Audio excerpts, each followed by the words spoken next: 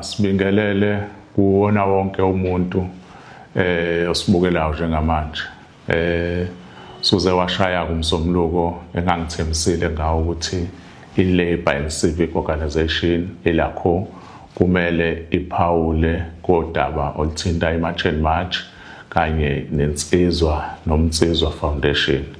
Mhlambe angiqale ngento ethi iMarch and March yaqala ngonyaka odlule 2025 kumhla ka24 March kwakusey March in March. Kuyiqiniso ukuthi abantu abaningi uma ngobese ayeba nalombono ukuthi asiphumeni sizabalazele izwe sabalazele izwe lethu. Abaningi abantu babengayithatha serious lo mzabalazo, kodwa abantu abafana nathi nabanye baningi nje, kodwa ngifuna ukubalula kakhulu umfowethu uPhakela Umthakathi wayekhona kuleyo mashi ngemashi yokuqala. Beloke bakhona ebuye ngabi khona, kodwa kamumva nje kuwona lo nyaka kubonakala ukuthi umgqiqo wakhe kanjalo noMacengwane bathe mabesondela kwiMarch and March kube mkhulu kakhulu umehluko esayidini ohlangothini lezinsizwa, ngoba ukufika kwabo kwenza ukuthi iMarch and March ikhule ngesikhulu isivinini na wonke umuntu azi ukuthi kwenzakalani ngeMarch and March, okuwukuthi ke amandla abo nobuholi babo nokufaka nje umfutho kwiMarch and March kwenze ukuthi wonke umuntu ayinake iMarch and March, kwenze ukuthi amamarch emaningi ebemaningi. Uzokhumbula ukuthi iMarch and March ibithi noma ebakhona kwamanye ama-province nakwezinye indawo, kodwa kakhulukazi bijwayele ukuba seKZN eThekwini. Kodwa ukufika kwabo basebenze kakhulu, ngeke sibukele phansi amandla abafike nawo kwiMarch and March.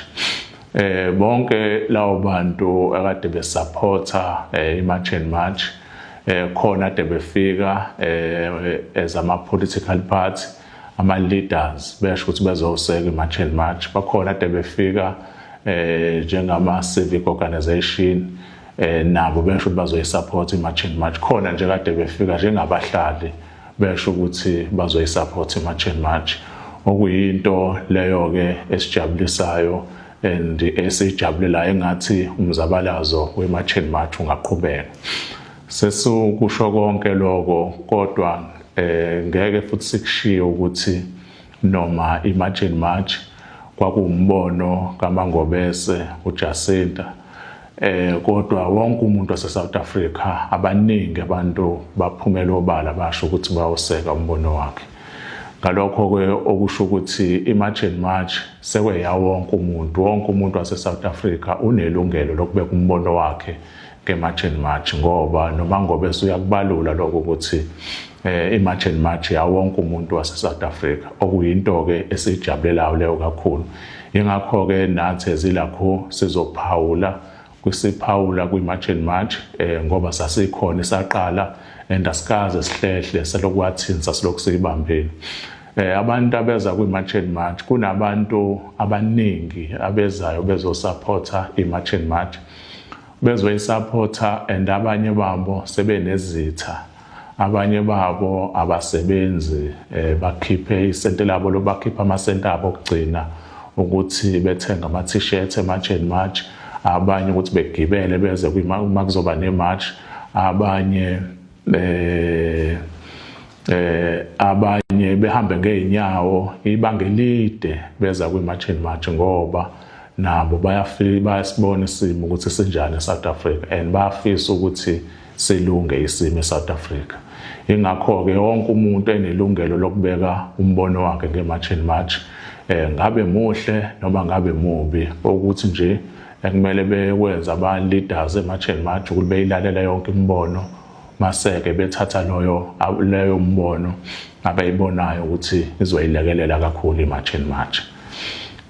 Udaba olukhulunywa kakhulu njengamanje udaba la ngomhla ka-30 June. Uzokhumbula ukuthi u-30 June kuyiqiniso ukuthi wamenyezelwa uPhakela Umthakathi umzali masibona iMarch and March awuseka kakhulu usuku la ngomhla ka-30 ukuthi akushaya umhla ka-30 bonke abantu bokufika sebehambile.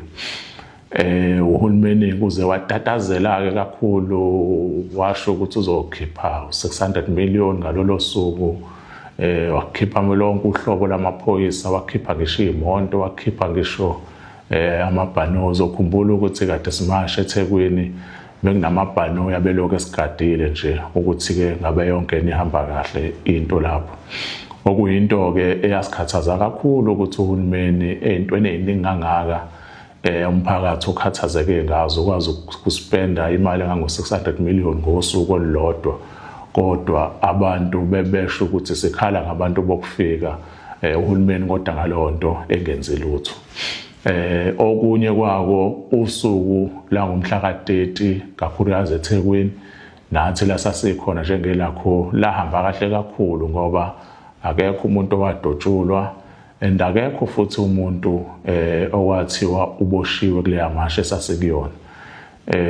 Okuyinto-ke leyo kuyasijabulisa kakhulu ukuthi abantu base-South Africa noma bediniwe kodwa bayawuhlonipha umthetho, bayawulandela umthetho, futhi-ke bayawuhlonipha nama-leaders ayelida leya masha, ngoba kwangenzeka noma yini. Uzokhumbula ukuthi kuqalwa ukumashwa njengoba ngeke ngabalula ekuqaleni ukuthi kuqalwe ngonyaka odlule ngo-2025, kodwa uhulumeni akabi nesixazululo sale nkinga abantu bokufika, kodwa uyakwazi ukukhipha imali engango-600 million ngosuku olulodwa. Ukube lezi iy'nsiza wayikhipha uyikhiphela ukuthi kudilwe nento yabantu bokufika, mhlawumbe ngaba sikho la sikhona njengamanje. Kodwa-ke udaba olubaluleke kakhulu njengamanje olukhulunywayo udaba lokuthi lo mhlangano okade ukhona phakathi koNgizwe Mchunu kanye noPhakela Umthakathi uNdabandaba selususe umkhulu komsindo. Abantu babe nemibono eminingi eyahlukene okungelona futhi iphutha lelo.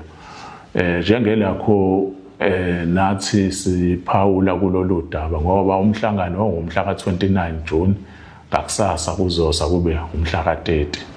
Kumhlangano-ke wahlala ngendlela owahlala ngayo, kodwa before ngingene kuwona angikubalula ukuthi ngomhla ka-23 May umhla ka-23 May kwakune program lapha ngase-King Dinizulu Park eThekwini. Sasine program yamasaluni, umfethu uPhakela Umthakathi wene program insizwa nomnsizwa, kubizwe bonke labafethu abahlala emgaqweni eletha umkhuleko khona, banikwa-ke nokudla nezinye zezinto. Saya-ke khona sayomsupporta, naye weza kwiprogram yethu yamasaluni yokuqala saseseThekwini, wazokhuluma nabantu. Kodwa ngalolo suku umhla ka-23 May sasesihamba-ke naye uPhakela Umthakathi nabanye ama-comrades sayohlala kwenye indawo lapha eThekwini eGudlulwandle, sayoba ne-briefing nje encane. Kodwa izinto asayikhuluma naye ngalolo suku enye yayo ilento ethi uthi uPhakela Umthakathi ubaba uRamaphosa ufisa ukumbona, kodwa manje njobe efuna ukumbona iyavela into ethi kunemali afuna ukumnikeza yona. Ngase ngimtshela mina ukuthi ngangcono kube ubaba uRamaphosa uthi ufuna ukubona kodwa ufuna ukulungisa iy'nkinga lezi esikhala ngazo njengoba hleli simasha. Kodwa uma kuveza ethi kunemali afuna ukuyikhipha, ufuna ukuxhasa, ilapho-ke inkinga-ke ngoba shuthi sekuyi-bribe leyo, sekukudayisa ngomzabalazo uma uvuma ukuthatha leyo mali. Kwangazuthi-ke siyazwana-ke naye wayikhahlela leyo nto ngenyawo zombili, wathi hayi ngeke ngivume mina mfethu Mancinza ukuya lapho, angifune imali phela, mina ngifuna ukulwela abantu base-South Africa. Kwadlula-ke lapho-ke and kwaba yinto futhi angikaze kufika umcabango uthi kungenzeka awuvume lo mhlangano. Nakho-ke ngomhla ka-29 ebusuku June sekuvela-ke indaba ezithi ube nomhlangano ungizwe umchunu nawo uphakela umthakathi. Ngawo umhla ka-30 emva kweMarch ngenza isiqiniseko ukuthi siyabonana nomfowethu uphakela umthakathi. Masibonana naye uphakela umthakathi ngimbuze ukuthi saba ne-meeting one-on-one ayekhona amanye ama-comrades but ngacela ukuthi asikhulume sodwa eceleni sobabili and basinika lolo thuba and ngakhuluma naye. Ngambuza ukuthi mfethu uwena wathi uRamaphosa njengoba efuna umhlangano ufuna ukukunika imali. Ngabe kwenzakaleni uzovuma ukuthi uRamaphosa nibe nawo umhlangano ngoba uyazi ukuthi sasivumelene ukuthi ngeke uyi lapha ngoba ufuna ukunika imali akezi nama solution.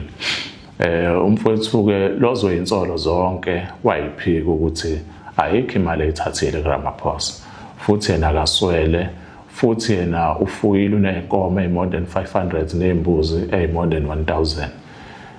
Ngase ngicela ukuthi ngoba lento ubuke kungazuthi ziningi inkulumo la ngaphandle na ku social media kubalulekile ukuthi sibe nomhlangano. Ngakusasa umfowethu Ndabandama wayezoba ne-media briefing. Uma ezoba ne-media briefing bekuseni kwakumele sibe nomhlangano kuyimina uyena kanye nobuholi bonke beMarch and March. Wathi haya kanankinga ngabuthinta ubuholi beMarch and March kwavunyelwana ukuthi kuzobonwana. Nakho ke before i-media briefing sengifona ekuseni ngoba i-media briefing yakhe izoba ngo-3 thina kuzomela sibe nomhlangano ngo-12. Mase ngimcela ukuthi ke ngizama ukumfonela angisamthole efonini kwaze kwayi-media briefing yaqala i-media briefing. Ngafonelwa nomfowethu avamise ukuhamba naye amqaphayo naye ngangamthola. Sagcina umhlangano ungabanga khona ngazama futhi ukuthi kube nomhlangano ke after media briefing wangatholakala efonini. Okuyinto ke leyo ke engabona ukuthi sengikwenze konke mhlawumbe ingakho umuntu ezefika kulesi sigaba lesi ngoba savumelana naye umfowethu ukuthi lo mzabalazo esiwenzayo kumele sithembeke ngayo yonke indlela. Futhi umfowethu uphakela umthakathi mina bengimbiza ngobhuti omdala namanje futhi kuse ubhuti omdala ngoba ngisho ngikuthiwa ungenzani kodwa kushintshi ukuthi mdala kunami and futhi kumele ngimhloniphe.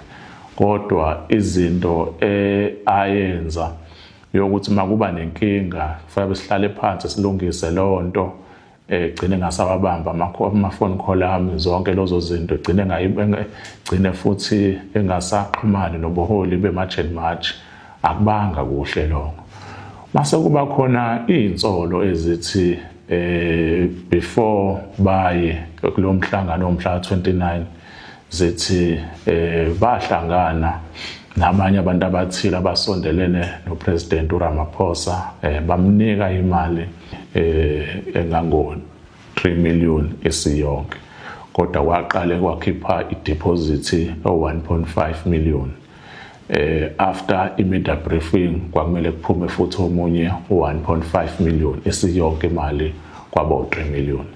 Zikhona ke lezo insolo ezinjalo okusho ukuthi uma ukuthi ngempela lonto yenzeka ngoba umuntu abahlangana naye owenza yonke lento ukuthi bethola imali uBhejane Chauke omunye usondelene kakhulu noRamaphosa loyo kuthiwa imali bayithola kuyena ukuthi ke ukuthi ngempela ikhona imali yaphuma yanikwa abafowethu shuthi abalenzanga iqiniso ngoba bekumele bayisho na public ukuthi kunemali abayithola ukuthi imali clean mhlawumbe ngaxhaswa umzabalazo ukuthi siqhubeke sizabalaze noma babesizwe izintweni zabo ezipersonally noma kwakusizwa insizwa nomnsizwa foundation noma nje kwakuyimali yani kodwa kubalekile ukuthi umphakathi ulazi iqiniso ngoba lo mzabalazo baningi abantu asebeyinikele kuona and baningi abantu asebenezitha ngokuthi bajoine lo mzabalazo asekuona.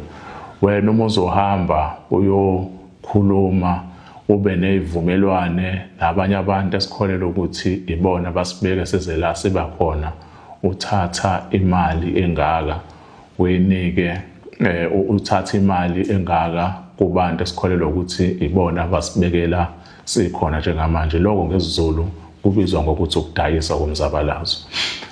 Baningi abantu ongenzeka beyiqheke inkulumo yami namhlanje, kodwa futhi ngiyazi ukuthi ekuhambeni kwesikhathi bobona ukuthi why kwakumele izwe lazi ngalento and why kumele sikhulume kanje njengelakho, ngoba abantu abaningi banenkolelo yokuthi kumele sibe united, sibumbane ukuze sizoqhubeka nomzabalazo wethu. Kodwa manje umbuzo omkhulu uthi uba united kanjani nomuntu osedayise ngomzabalazo? Siphephe kangakanani ukuthi sizothi sizabalaza isitha ongenza usasazi yonke into ukuthi senzani, endokunye isitha mhlambe sekuyisona esesinika abantu abathile sinabo emzabalazo lama instruction, sigcine sesiphuma kwi-focus senze ezinye izinto okungamele ukuthi sizenze. Mina umfowethu uphakela umthakathi nomfowethu ongizwe bengifisa ukuthi bayidisclose mawuthi kwakuuxhaso noma kwakuyini, kodwa le mali ekusolakala ukuthi bayithola, ngoba uma kuqhubeka kanje ekuhambeni kwesikhathi kuzoba inkinga, ngoba sazivumelene ukuthi umuntu odayisa ngomzabalazo, ngisho ngakuthiwa ubani kuyomele sim-expose lowo muntu ukuze sikwazi ukuqhubeka nomzabalazo wethu clean, ngoba sila sikhona njengamanje kuyabonakala ukuthi abaholi bethu okuyibona babeseyingxoxweni sizongena kwintando yeningi abakumakhodesa, abaningi babo badayisa ngomzabalazo. Uma bedayisa ngomzabalazo labo bantu abaholi ababekhona khona abaholi ababona ukuthi umzabalazo sekudayisiwe, kodwa ngenxa yokuthi bafuna ipeace, bafuna kube nokuthula, bathula, sangena kwi-democracy, sakwazi ukuvota okokuqala ngo-1994, ukuthi namanje abantu abaningi bajahe ukuthi kube nokuthula, kuqhutshekwe nomzabalazo esekuwona. Kodwa ekuhambeni kwesikhathi uma seqhubeka sithula nalezi zinto lezi, umzabalazo uyophelela endleleni. Umzabalazo wethu wokulwela abantu base-South Africa uyofana neze, ngoba nabantu abangena kuhulumeni abanye babe seyingxoxweni zama-negotiation ngo-1994, ibona basibekela sikhona. Ngobani? Abaholi ababekhona bathula ngoba befisa ukuthi kube nepeace. Kodwa la sikhona kuyabonakala ukuthi abantu afanele bashaya imithetho eqondile eParliament, bashaya imithetho egwegwile, bashaya imithetho ecindezela kakhulu umuntu omnyama, ngoba vele basebedayisile kumakhodesa kona before 1994. Izona zonke izinto lezi njengelakho esithi thina noma kunganjani solimela iqiniso and siyokhuluma mawukhona omunye wethu esinaye ongenzi kahle. Ngakho-ke namanje siyafisa ukuthi izwe lazi ukuthi kwenzakalani, and siyafisa futhi ukuthi kuhlalwe phansi kuxoxwe insizwa nomnsizwa ophala umthakathi ongizwe noma manje kuxoxwe ukuthi lolu daba sizolungisa kanjani, ngoba ekugcineni abafowethu amagalela abo ongizwe nophakela umthakathi amandla abaluleke kakhulu kulomzabalazo sikuwona. Into nje inkinga ilelifu elimnyama elibalandelayo ukuthi kumele bachaze ngale mali ukuthi kwakuyimali yani leyo, ukuze sizokwazi ukusebenza kuya phambili. Kumele bakhulume, babe neqiniso, bekhumbule ukuthi yini yayisihlanganisile.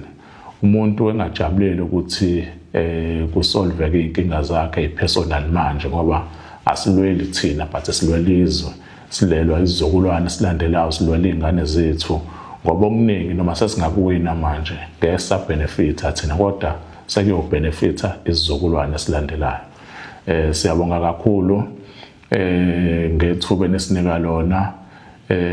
Umzabalazo kodwa kumele uqhubeke, kumnyama kubovu, umzabalazo kumele uqhubeke, and ilakho ngeke iyeke ukulwela umuntu omnyama, ilakho ngeke iye ukuveza iqiniso ngisho ngakuthiwe sondelene nabo abalithande kangakanani, ngisho ngakuthiwe lenziwe, ngisho ngakuthiwe ubugebengu benziwe abantu ezizwanayo nabo, ngisho ngakuthiwe ubugebengu benziwe abantu basemndenini, kuyomele sikuveze ukuze lelizwe kusasa libe ngcono kunelamanje. Siyabonga.